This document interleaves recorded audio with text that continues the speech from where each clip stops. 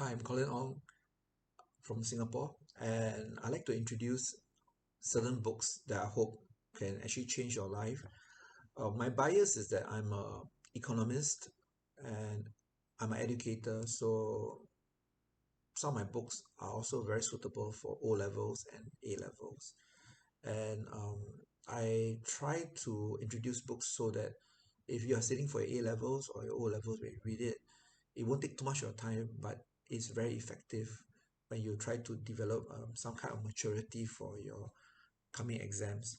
So one book that I like to introduce is, I know it's a bit reverse, and let me just read a title. Right, the title is "Why Do I Feel Like an Imposter?" Why do I feel like an imposter? Not to worry, I'll put the title of the book within uh, my post. So just watch out for it. I feel that this term is very important, especially for general paper. Many people from this generation feel that they are actually part of the imposter syndrome. Imposter syndrome means that you feel that you cannot, you achieve something, but you're a fake. You don't feel satisfied. You feel that perhaps there are many people who are better than you. So every time you achieve something, you have this feeling of inadequacy that you don't deserve it. So that is called imposter syndrome. And I think this book is very good because in a very, very thin way, it actually tells about the psyche of the imposter syndrome. Now, as an educator, I noticed that a lot of my students are suffering from imposter syndrome. Now, in the old days, we were brought up that this is humility, Asian humility.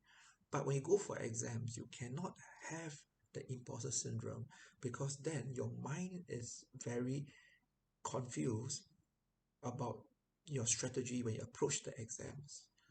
Right, correct. You may have the imposter syndrome at the beginning of that journey, but when you decide to do it, you cannot have it.